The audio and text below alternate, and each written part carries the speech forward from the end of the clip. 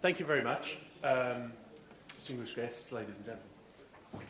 Just to give you a little bit of background on myself, I'm often asked exactly what I do for a job. What I do is I buy and sell airports on behalf of either governments, who usually are selling, or major investors, the sort of people that you actually want to have here in Cyprus.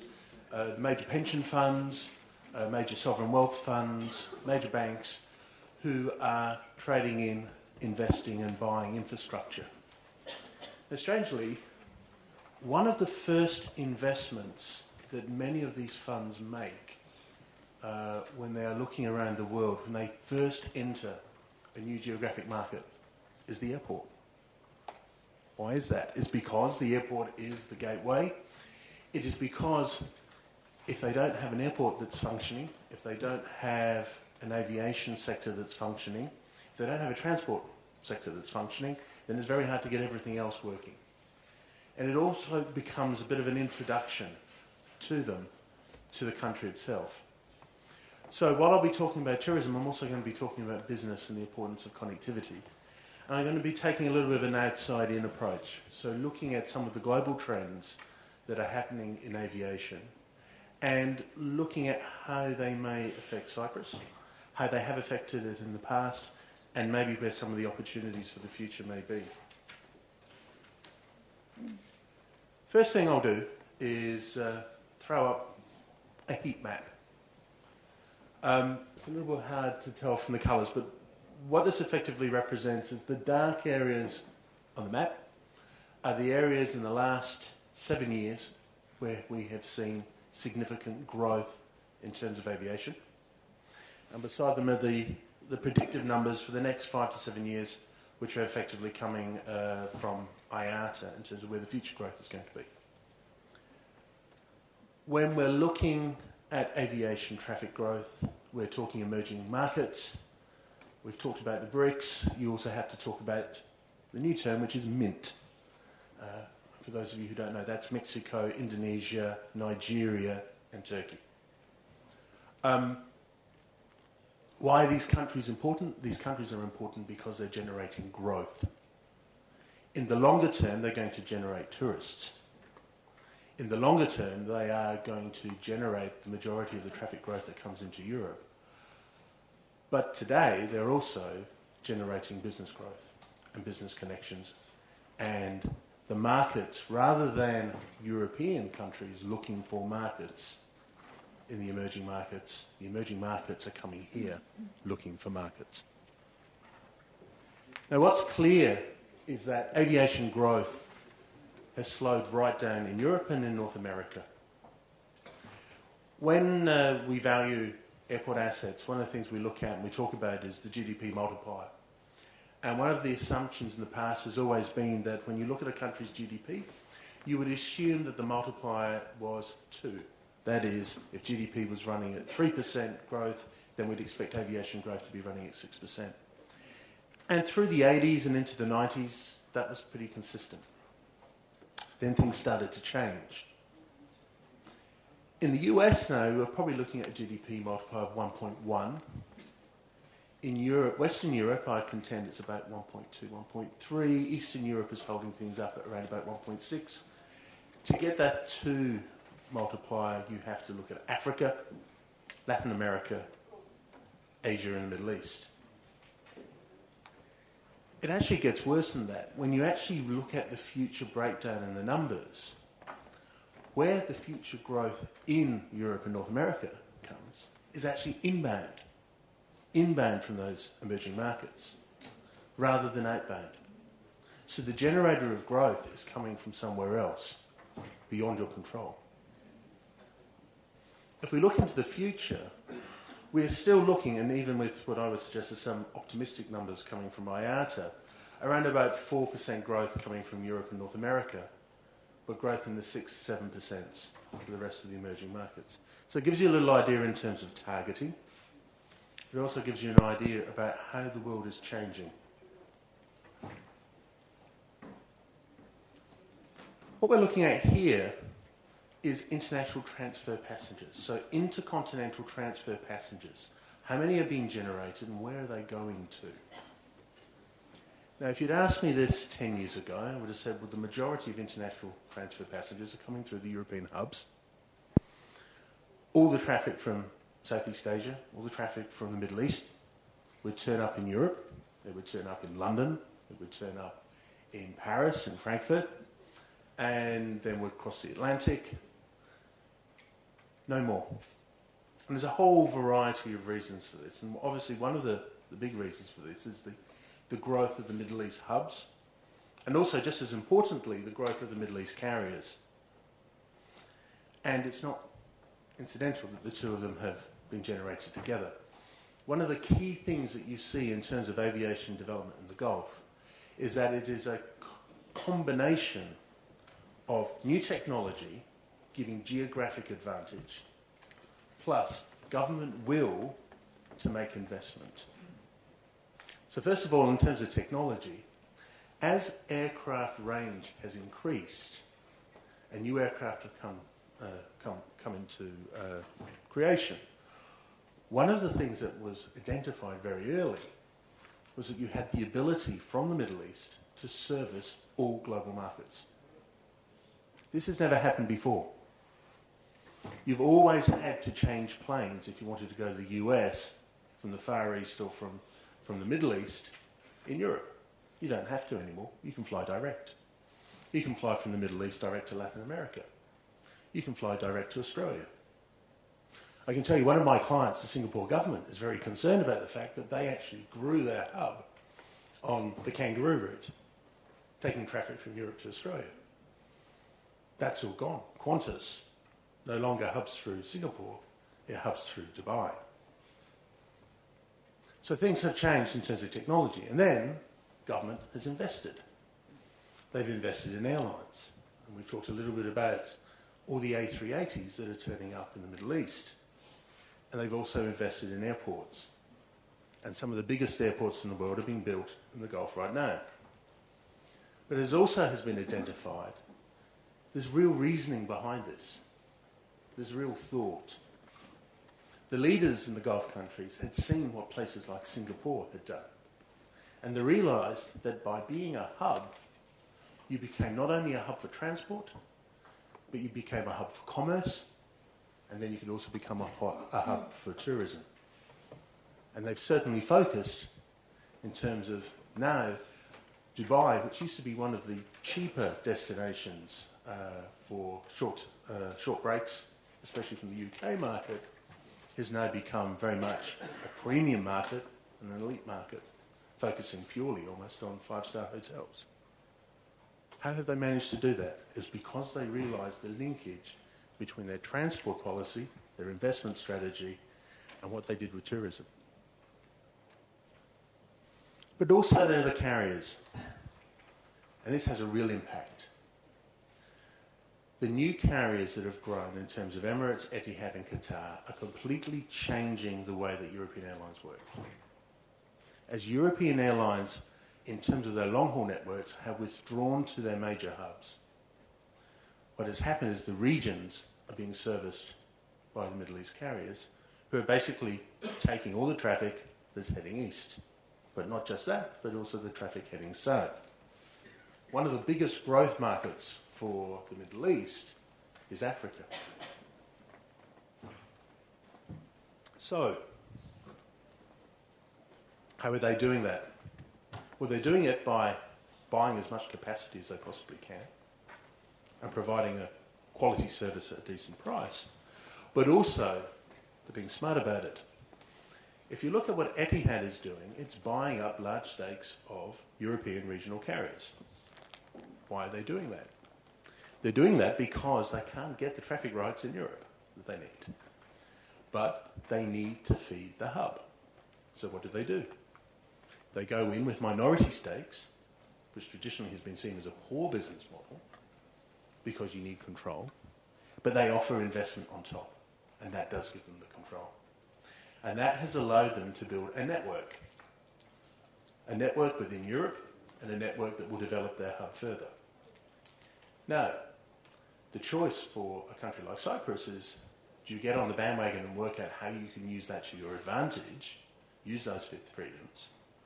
Or does this become another play where traffic is sucked away from you and diverted away from you? So I think there's a real strategic issue there that needs to be considered in terms of aviation policy, and how does Cyprus take advantage of its geographic position between the Gulf and the rest of Europe, and build business from there. The other area I think that's important is when I talk to the chief executives of the UK's major airports, European major airports like Amsterdam, Schiphol, Charles de Gaulle, and I ask them, where do they see the big threat? They say Istanbul. Istanbul is growing hugely as a hub. They're now building their third airport. We're talking about 150 million passengers going through Istanbul by 2020. Again, they are taking on the Gulf carriers. Why? Because they actually have more geographic advantage. They're actually in a better place than the Great Circle route. But they also have some other advantages, which is the key one, is they actually have a large domestic market as well, which the Gulf carriers don't have. And they can use narrow-body aircraft to build that network in Europe. So again, the world is moving around you. How do you take advantage? How do you build defensive positions? How do you set up alliances?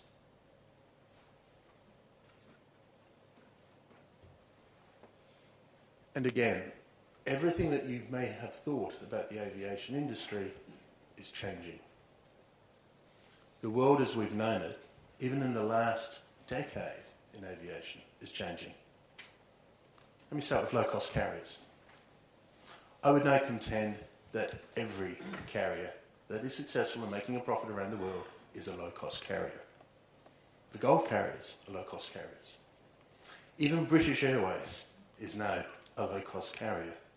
All airlines have had to reduce their costs drastically in the last decade to compete against the threat from Ryanair and EasyJet and the other LCCs.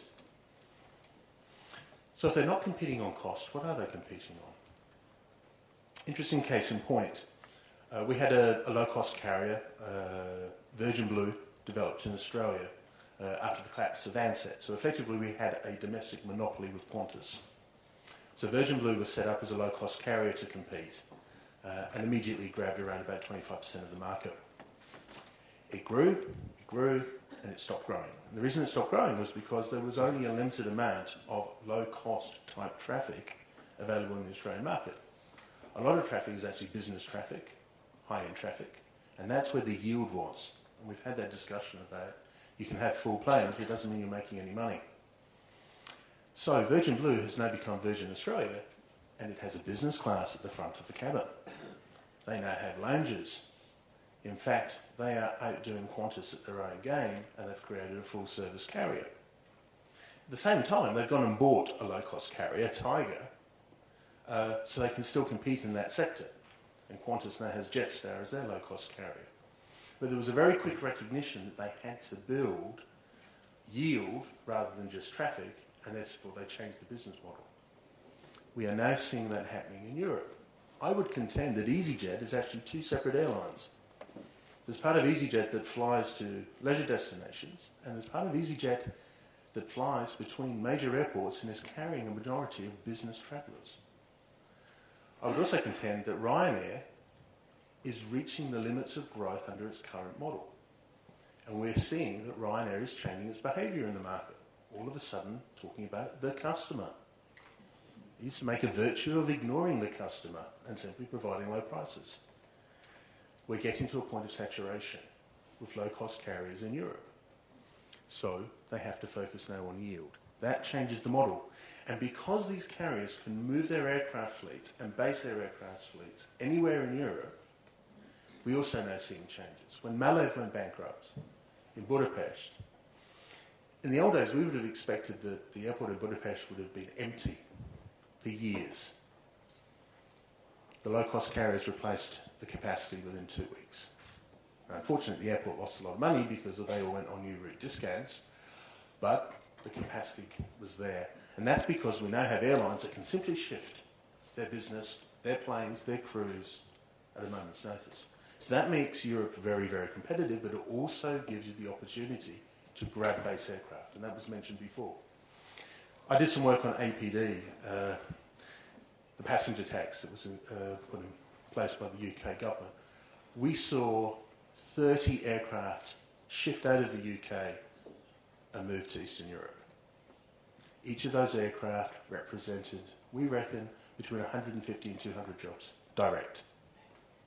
And most of those aircraft came out of the regions. They came out of places like Newcastle. They came out of Scotland. They came out of the Midlands. They didn't come out of London. So that was regional jobs that disappeared. So low cost is changing. The legacy response. Lufthansa no longer will fly you in a Lufthansa aircraft unless you're going to Frankfurt or Munich.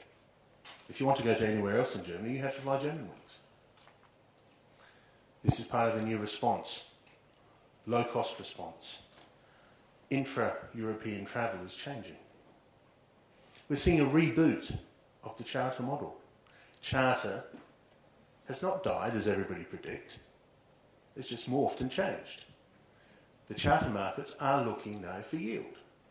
They're moving to medium and long haul because the short haul market has basically been killed off by the low-cost carriers. And they're becoming more and more successful. And we've seen the charter market coming back and profits being made, but with different types of products and different types of destinations. We're seeing low-cost long haul. We talked about Norwegian, and Norwegian buying into a fleet of 787s. Now, traditionally, low-cost carriers have not been successful in long haul, and there's a very simple reason for that. If you actually look at the pricing structure and the cost structure of an airline, fuel's fixed, charges are fixed, the labour levels that you have to carry are around about the same. You might be able to have new crew, so therefore you pay them a little bit less and you don't have pensions to worry about. But effectively, the cost models are fairly similar. But the low-cost carriers were able to turn their aircraft. They were able to get better asset utilisation. The problem with long-haul destinations, the longer the flight sector, the harder it is to get the extra turn on the aircraft, and therefore you don't get an improvement in terms of the yield on your asset. But long-haul and low-cost will come together, and Norwegian are proving that it may work. Again, something that should be looked at as an advantage for you, because while a Ryanair on a narrow body may struggle with a 4-hour to 5-hour sector, a 787 should provide enough passengers to actually make those sectors work. We also know that premium pricing works very well for low cost when they go to tourist destinations. What I know of EasyJet's operations into Turkey, into Israel, and to Egypt is that they're highly profitable because they are pricing just below the national carriers and are actually pricing beyond what the traditional charter carriers are doing. As I said, there's going to be inbound growth. That's where the real growth is going to come for Europe. It's getting the market share out of the Middle East. And the Middle East, it's not people necessarily from the Middle East, it's the fact that they're coming through from India and from China and Southeast Asia through the Middle East and then filtering through. That's the market, so it's look east is definitely the message. I did some work in India. I used to ask the question of the ministers in India, say, what's the largest hub airport for entry into in India? And they'd say Delhi, and say no. Say, Mumbai, no. It's Dubai. And second is Singapore. And that was because the infrastructure was so poor and the airline industry was so poor, it was easier for people to actually connect. People would fly out of India to Dubai to get back into India, to go from north to south. It's not always the obvious. And the last one, alliances against equity. So we saw the airline alliances being formed, and they were effectively formed because alliances were the lesser evil. It was the only way, under the constraints that were placed on them, that airlines could actually cooperate and work together. But the real savings were never really there. The network development, while it helped, didn't really get the integration that they wanted. But alliances are now turning into equity plays. So we're seeing that with British Airways buying into Iberia. We see Lufthansa effectively creating a Central European empire of airlines with Swiss and Austrian and also with Brussels. And then we see, as I said, the Etihad play, where an outsider coming in and building equity stakes to take some level of control over traffic in Europe. Again, there's the question, where does Cyprus play in that? Do you have the links into the right alliance? Do you even have the right code shares? And if you're looking for equity, and in the airline business that's key for new investment, where are you going to get that from? And who's actually going to help you to build and develop the potential to hub some traffic through Cyprus and maybe grab some of that share? Very quickly, given that we're short of time, just some quick numbers. Air traffic market in Cyprus has grown about 1.5% from 2006 to 2012. How does that compare? It doesn't compare very well unless you're just looking at Southern European and island destinations in the Mediterranean. So if you look at the very faint line there that's running near the middle, that's the European average. If I look below that, I've got Cyprus, Malta, Greece.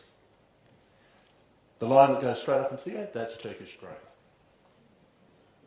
So as Europe, as the rest of Europe was struggling for growth, Turkey was getting growth. Where were they getting their growth from? Europe, the rest of Europe, as well as building their connectivity with the rest of the world. But the majority of their tourism market was still coming from Northern Europe, but also from Russia.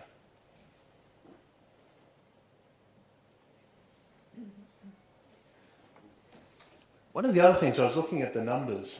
One of the things I've got very lucky to have is the Sabre database, so I can actually look at all the fares and all the tickets for the last 5 years and actually understand. So basically, every time you fly, I know how much you paid for your ticket.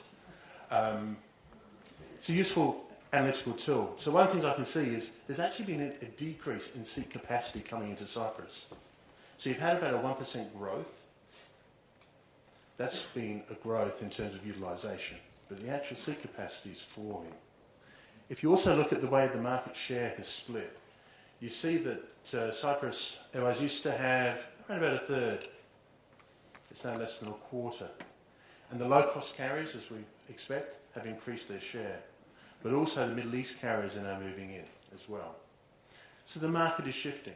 So when you're thinking about promotion and you're thinking about which markets to target, even ignoring the numbers about where the real growth is, there's plenty of arguments you could make and say, oh, there's cultural differences, it would be expensive for us to market to new markets and new geographies.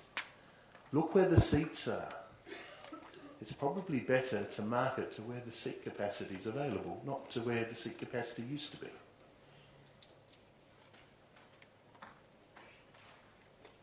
This just shows you the growth, the rapid growth of the Middle East carriers in Europe. And you can see that they have basically gone from nowhere to dominating the market. Case in point is what they did in my home market in Australia. Qantas discovered that they had 100 flights a week coming into the Australian market. The Australian market's not a very big market, it's 22 million people. So 100 flights a week, and these are all wide bodies, coming from the Gulf carriers. Qantas was flying at, it was probably as big as the global Qantas operation was just coming from the Gulf. Qantas basically had to give up and actually partner with Emirates to survive. So they were being killed on their international markets.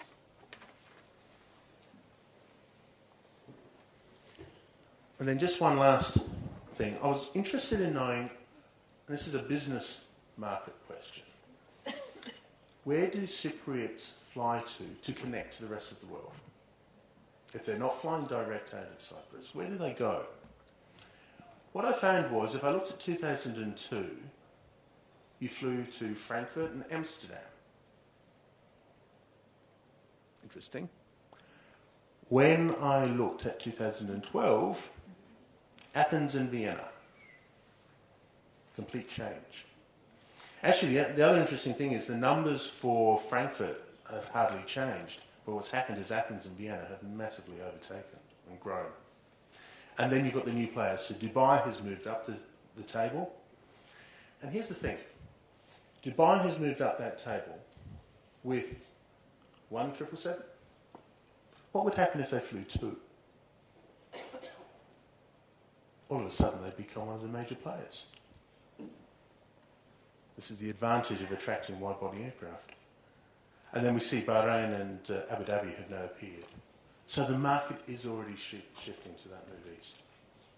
So all I wanted to demonstrate was to give you some numbers, but just to show that there are global trends that are changing. They are already having an impact in terms of the Cypriot market, but also these trends give you an opportunity in understanding these trends to either allow them to pass you by, literally overfly you, or take advantage and see how you can develop strategies that actually attract investment and attract the placement of aircraft and routes into Cyprus from these new and developing markets.